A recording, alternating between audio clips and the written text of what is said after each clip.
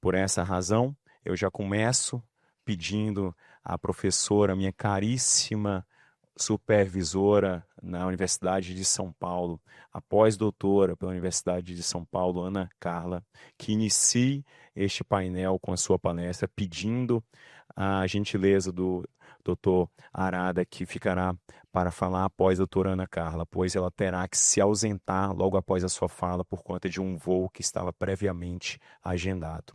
Então, a professora Carla, meus amigos, é uma das mentes mais impressionantes na área do direito financeiro no Brasil.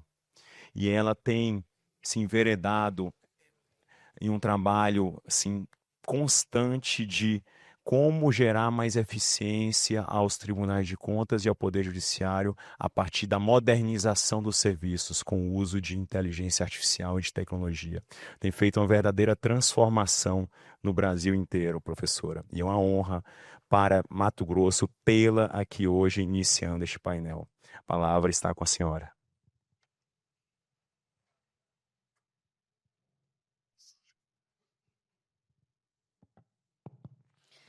Bom dia a todos e todas presentes aqui nesse auditório. Eu gostaria de agradecer o convite para estar aqui hoje e, de antemão, pedir perdão pela indelicadeza de dar a palestra e precisar seguir. E agradeço na pessoa do presidente do Tribunal de Contas, o conselheiro Sérgio Ricardo, do grandíssimo amigo e digníssimo membro do Ministério Público de Contas, doutor Alisson, um grande pós-doutorando que muito orgulha a Universidade de São Paulo de fazer parte dos nossos quadros com a sua pesquisa, toda a equipe daqui da Escola de Contas, por quem eu tenho um carinho especial. É um momento de muita felicidade voltar aqui na escola para ministrar uma aula, né? Fazer uma palestra. A última vez que eu estive aqui foi para trabalhar junto com a equipe da escola na construção do projeto político-pedagógico da escola. Hoje eu venho como professora para ver esse projeto político-pedagógico pujante, vigente num evento desse tamanho. Então, para mim é uma satisfação muito grande, doutor Alisson, voltar ao tribunal contribuindo de uma outra forma. Agradeço também ao desembargador Márcio Vidal, amigo querido, que junto com o doutor Francisco Jucá, que eu não tenho nem palavras para dizer do carinho que tenho por ele, e é recíproco, ele já expressou várias vezes em vários eventos, o carinho e a satisfação. Então, certamente eu estou aqui, mas porque tenho bons amigos para me chamarem para estar aqui. E vou contribuir da melhor forma que possa para essa discussão. Eu peço para colocar o slide da minha apresentação. Minha área de base é direito financeiro. Na Universidade de São Paulo, minha área de base é direito financeiro. E foi o direito financeiro que me levou para muitas outras áreas, tanto no direito como fora do direito. O direito financeiro ele é interdisciplinar por natureza. Quando a gente não percebe essa interdisciplinaridade, a gente perde a oportunidade de fazer transformações significativas. E foi nessa busca de interdisciplinaridade que eu, no direito financeiro, na Faculdade de Direito de Ribeirão Preto, da USP, pedi ao reitor para que fosse transferida para ser professora de direito financeiro, não mais no curso de direito, mas no curso de gestão de políticas públicas. Então, hoje eu sou professora de Direito Financeiro, Administrativo e Constitucional na USP. No curso de Gestão de Políticas Públicas, pedi essa migração porque eu entendi que o direito financeiro só faz sentido quando ele consegue chegar naquele que tem a obrigação de cumprir. Se a gente fala de direito financeiro, de advogados para advogados, eventualmente a gente cai na tentação de ser o direito financeiro da punição e não o direito financeiro da educação. Eu falei onde que eu posso ter o meu conhecimento aplicado de uma forma menos normativa e que tem o seu papel e importância, e de uma forma mais prática, que é o meu ethos. Eu sou uma pesquisadora que gosto de pesquisa aplicada. Eu gosto de ver aquilo que eu produzo em termos de teoria, de alguma forma testado e aplicado. E foi assim que eu fui parar na USP, no curso de Gestão de Políticas Públicas. E é a partir desse olhar, que não é um olhar exclusivamente normativo, mas é um olhar da prática e da aplicação do direito financeiro, que eu farei aqui a minha intervenção como professora da área e pesquisadora da área. Até a inteligência artificial chegou na minha vida pelo direito financeiro, até ela. Então, o direito financeiro ele é muito gentil comigo e tem me trazido grandes possibilidades de pesquisa.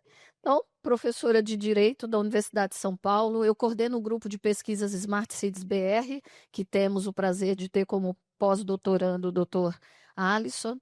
Sou coordenadora do MBA Inovador da USP, Inteligência Artificial Generativa, Direito Digital e Inovação, destinado a juízes, promotores e profissionais do direito do Brasil e de países de língua portuguesa. Pesquiso na área de inteligência artificial generativa aplicada ao setor público, poder judiciário e tribunais de contas.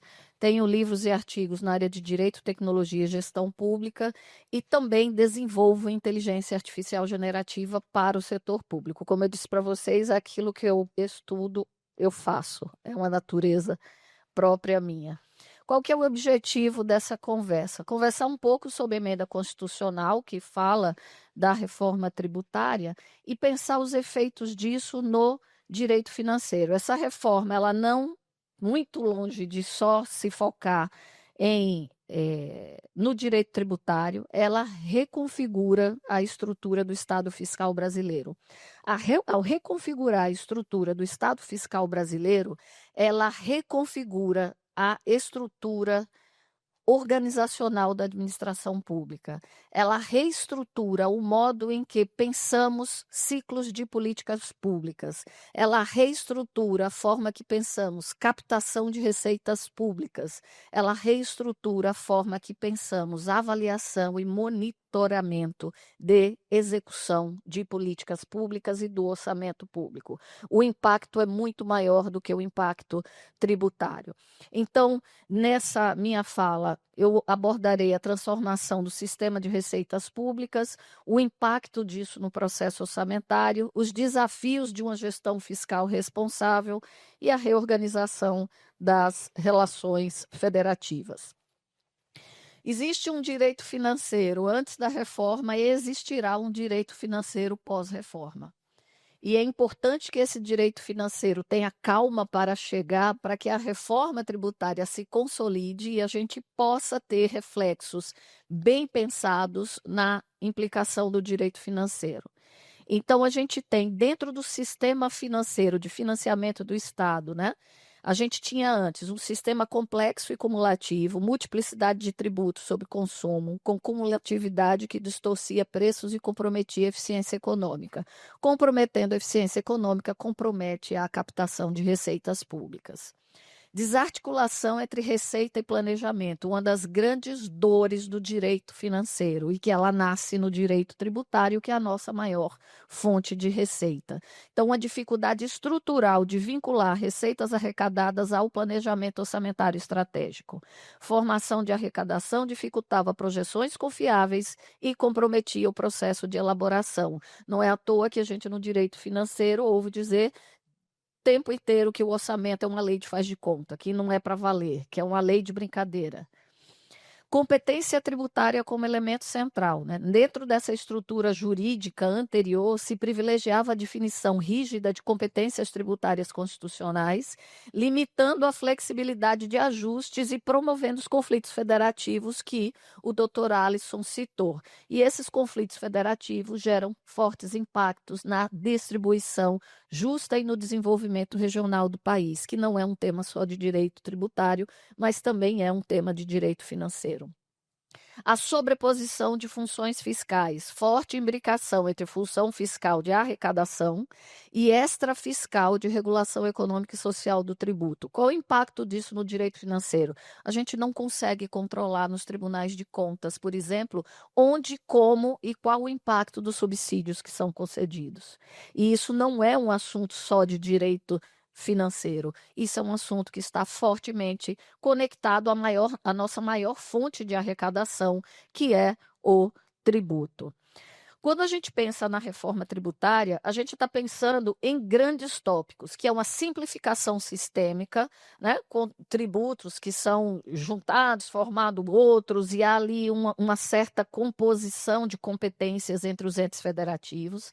A ideia de neutralidade fiscal, né, com eliminação de distorções setoriais, fim da guerra fiscal e cumulatividade tributária. Eu não sei se a gente vai alcançar isso, mas é nosso desejo. E se alcançar, o impacto para o direito financeiro e execução de políticas públicas será importantíssimo. Busca-se um sistema neutro que não influencie artificialmente decisões econômicas dos agentes privados. E esse sistema não neutro, ele não influencia só decisões do setor privado, eles também influenciam as decisões dos agentes políticos que fazem os orçamentos e privilegiam ou não políticas públicas, que é a nossa, vamos dizer, o cercado de nós do direito financeiro. A equidade e isonomia, com tratamento uniforme e não discriminatório entre contribuintes, setores econômicos e regiões, promovendo maior justiça fiscal e reduzindo privilégios e distorções competitivas historicamente consolidadas. Poder monitorar onde está sendo conferido subsídio estatal, direta ou indiretamente, qual o impacto disso, é algo que a gente precisa fazer e a gente precisa do direito financeiro para isso. Transparência e controle, fortalecimento dos mecanismos de fiscalização, accountability e controle social. Maior visibilidade da carga tributária efetiva e dos fluxos de arrecadação e distribuição de receitas entre os entes federados. Na reorganização federativa, criação do comitê gestor com participação de estados, municípios, fundos de compensação e desenvolvimento regional, redesenhando a arquitetura do federalismo. Quando eu dou aula de direito financeiro para os meus alunos, tem um livro que eu costumo indicar para eles como leitura extra, já fiz até atividades com eles em sala. É um livro que foi feito por um embaixador da Rainha da Inglaterra quando houve a declaração da República no Brasil, quando caiu o Império no Brasil. Ele veio para cá e ele passou algum tempo aqui para ver o que estava acontecendo nessa República, nessa recém-encerrada monarquia. E isso era uma preocupação na Europa para as monarquias, porque vários países estavam caindo a monarquia, todo mundo tinha o receio de ser o próximo. E aí ele veio para o Brasil e ele passou aqui mais de ano analisando a estrutura organizacional. E ele fez, é um livro de relatos, é um livro que está no Senado Federal, é um livro de relatos dele e que o nome do texto é Sua Majestade o Presidente do Brasil. Mudamos o regime, mas não mudamos a forma de estruturação de Estado unitário. Criamos uma federação, mas não criamos as instituições da federação. Não, professora, claro que tem União, Estado, Distrito Federal e município. Em competências materiais de realização da política pública, de fato houve uma pulverização e o município hoje é o grande executor de políticas públicas, mas no aspecto da arrecadação. Permanecemos como se nunca houvéssemos criado a República. E várias tentativas de uma reforma tributária, que é difícil, complexa no regime democrático, porque requer formação de consensos, a gente conseguiu agora fazer uma que não resolve todas as questões, mas parece impactar de uma forma interessante. O próprio movimento da criação do CTN e todas as emendas constitucionais que houve desde lá para resolver pontualmente questões, agora passam a ser atacadas não mais no varejo, mas no atacado por essa reforma que não pegou tudo, mas que já traz grandes avanços. Então, essa transformação estrutural da arrecadação promove uma mudança de paradigma na forma como o Estado arrecada tributo, alterando bases de incidência, competências e mecanismos de distribuição. Isso não é direito tributário, isso é direito financeiro. Essa nova base de incidência gera um modelo de tributação sobre consumo cascata para a tributação exclusiva sobre valor agregado, redefinindo competências. A União administrando o CBF, enquanto estados e municípios compartilham a gestão do IBS. Isso é novo na nossa história normativa e na nossa história tributária. Então, quando a gente está pensando desses impactos no orçamento público, a gente começa a pensar da previsibilidade e destinação de receitas públicas. Então, no tópico, estimativa de arrecadação, que para nós é muito caro, desenvolvimento de novas metodologias para a projeção de receitas baseadas em valor agregado, considerando a eliminação da cumulatividade dos impostos sobre base tributável efetiva. A gente vai ter de reaprender a fazer estimativa de arrecadação para fazer as leis tributárias. Vamos ter de repensar o modelo e pensar isso de uma forma eficiente e positiva. Então, a gente vai ter de aprender de novo como é que faz estimativa de arrecadação. LDO e LOA, a Lei de Diretrizes Orçamentárias e a Lei Orçamentária Anual, precisarão incorporar as novas fontes de receita, mecanismos de partilha e fundos compensatórios na programação orçamentária. Vamos ter de aprender uma nova metodologia para fazer isso. E os tribunais de contas vão ter de aprender uma nova forma de fiscalizar essa forma que foi feita a LDO e a LOA. Classificações orçamentárias, revisão obrigatória das classificações de natureza de receitas previstas no Manual de Contabilidade aplicado ao setor público, para refletir o IBS e o CBS. Mais um trabalho para nós do direito financeiro. Princípios orçamentários. Vamos ter de voltar para os nossos livros. Eu tenho um livro de doutrina de direito financeiro, lá vou eu ter de revisar ele agora. Todo ano a editora pede e eu embaçando. Agora eu vou ter de revisar o livro, senão eu vou passar vergonha depois da reforma tributária, se o livro não estiver atualizado. Até os princípios tributários financeiros, o que é que eles significam? Unidade, clareza, equilíbrio, transparência. A gente vai ter de rever com base na reforma tributária. Outros temas que para nós a gente vai ter de voltar a estudar e vai ter de ter muito congresso de direito financeiro. É bom porque a gente se encontra, professor Jucá. O bom disso é que eu vou encontrar o senhor mais, que a gente se encontra menos do que o que eu gostaria. Então, a gente vai ter muito congresso de direito financeiro. Na área de receita corrente líquida, redefinição do conceito fundamental, base para o cálculo de limites constitucionais e legais de endividamento, despesa com pessoal e outras limitações, né, que estão na LRF. Os limites fiscais, alteração dos parâmetros de cálculo dos limites de endividamento, operação de crédito, despesas obrigatórias, considerando a nova composição das receitas dos entes federativos. Planejamento plurianual, novos parâmetros para elaboração do plano plurianual, exigindo metodologias que a gente vai ter de criar, que considerem o período de transição e a estabilização do novo sistema tributário. Então, a gente vai ter de criar uma série de modelos teóricos para a transição e modelos teóricos para o pós-transição. É muito trabalho, viu, Alisson?